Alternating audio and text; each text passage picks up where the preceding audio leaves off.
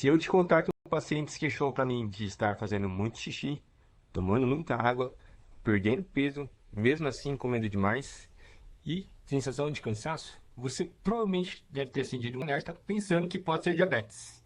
E você acertou. Mas por que será que o diabetes causa todos os sintomas?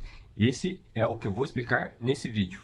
E se você ficar até o final, eu vou contar em 3 etapas como todo esse processo ocorre e o que você deve fazer como médico ou como paciente para que resolva os sintomas e, além disso, evitar que isso aconteça no futuro. Olá, meu nome é Caio Masbara, sou médico clínico geral, especialista em clínica médica e esse canal está voltado para trazer informação sobre saúde. Você sabia que uma grande parte dos diabéticos apresenta diabetes mesmo sem saber? E que só é possível ter diagnóstico fazendo exames, mas é muito comum alguns pacientes já chegarem na etapa final do diabetes ou num diabetes muito avançado, sem ter sintoma nenhum e começar a ter esses sintomas que eu falei no começo do vídeo. Hoje eu vou explicar em 3 etapas por que isso ocorre. Bom, o diabetes é uma condição em que o nível de glicemia fica aumentado no nível do sangue, ou seja, tem muito açúcar dentro do sangue. É normal ter uma resposta do pâncreas produzindo insulina, fazendo com que esse açúcar que está alto, ele volte a normalizar. Só que no paciente que tem diabetes e um diabetes avançado, tem uma inflamação no pâncreas que leva a essa insuficiência na produção, ou também o que ocorre é que as células estão com tanta insulina que elas não conseguem mais reagir a elas. O que vai acontecer, então, nessa primeira etapa é a falta de produção de quantidade adequada de insulina pelo pâncreas. Isso leva a que o açúcar que está dentro do sangue permaneça lá. Açúcar muito elevado no sangue, tem que lembrar que o rim é capaz de filtrar esse açúcar e mandar embora. Só que ele tem uma capacidade limite, ou seja, até 180 de glicemia no sangue, o rim ele filtra esse açúcar e não deixa ele embora. Se você está tendo sintoma de fazendo muito xixi, provavelmente seus níveis de glicemia já estão acima de 180. Fazendo com que seu rim comece a perder açúcar dentro do sangue, isso faz por osmolaridade, ou seja, aumenta a osmolaridade da urina.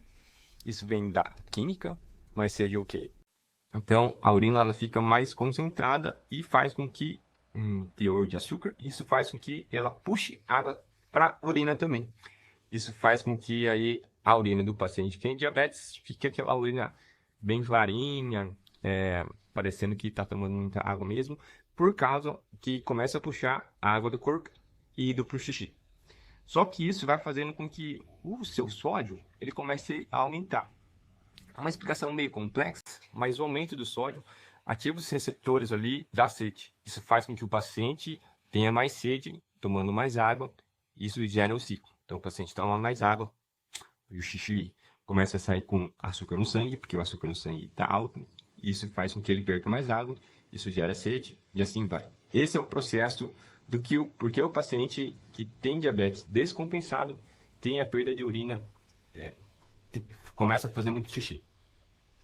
Já o segundo processo, a segunda etapa, que o paciente começa a perder peso. Doutor, paciente com diabetes, tem açúcar alto no sangue. Isso não deveria fazer ele ganhar peso? Pois é, apesar disso ser contraditório, isso ocorre porque não adianta você ter açúcar no sangue que você não vai engordar. Por mais que você tente, coloque muito açúcar no sangue, isso não vai levar a ganho de peso, a não ser se você tiver insulina. Isso mesmo. A insulina é um hormônio-chave responsável por fazer com que aquele açúcar que está dentro do sangue entre na célula e seja utilizada pela célula como forma de energia. Mas se o paciente que tem diabetes e tem essa falta de produção adequada de insulina, não produz insulina, então as células elas começam a sentir fome. Exatamente. É como se, imagina aí, uma pessoa nadando no mar de doce. Só que ele não tem acesso ao doce porque a boca dele está fechada. E a única forma de abrir a boca dele é com uma chave, liberando esse cadeado que chama insulina. Se você não tem insulina, então a célula não consegue comer, obter esse açúcar dentro do sangue. Isso leva aí a ela sentir fome. Sentindo fome faz com que ela comece a ter outras substâncias para se alimentar. Uma delas é a gordura, isso mesmo. Então o corpo ele começa a queimar a gordura, trazendo a fonte energética de gordura para a célula. Só que também o corpo pode utilizar outras fontes de energia. Uma delas é a proteína. Então, por isso que é muito comum pacientes que têm diabetes muito descompensado ter aí aquela perda de peso, tanto de gordura como de músculo. Isso leva a uma fraqueza muscular muito importante nos pacientes que têm diabetes. E a terceira etapa é que todo esse açúcar no sangue ele é inflamatório. E a inflamação leva ao cansaço e os sintomas que o paciente que tem diabetes apresenta. Mas aí, tem salvação para quando o paciente tem diabetes? Nesse nível, será que dá para ele voltar a ser normal? Nesse caso, tem que entender que a fisiologia do problema está na produção inadequada de insulina. Nessa primeira etapa, infelizmente, realmente o paciente vai precisar de um pouco de insulina para poder compensar todos os sintomas que o paciente possui. Então, vai ser uma forma de tratamento que o seu médico vai te indicar. Iniciar uma dose de insulina para manter aí os seus níveis de glicemia normais novamente. Só que, doutor, então, vou ficar só na insulina, tomando um remédio, que isso vai dar certo. O problema é que a causa principal do aumento da glicemia no paciente diabético tipo 2 é pela entrada demais de glicemia do que deveria. Ou seja, o paciente está comendo coisas que tenham muito açúcar. Então, se a gente dá insulina para o paciente e ele continua comendo coisas com muito açúcar, isso vai levar a piora a longo prazo do diabetes.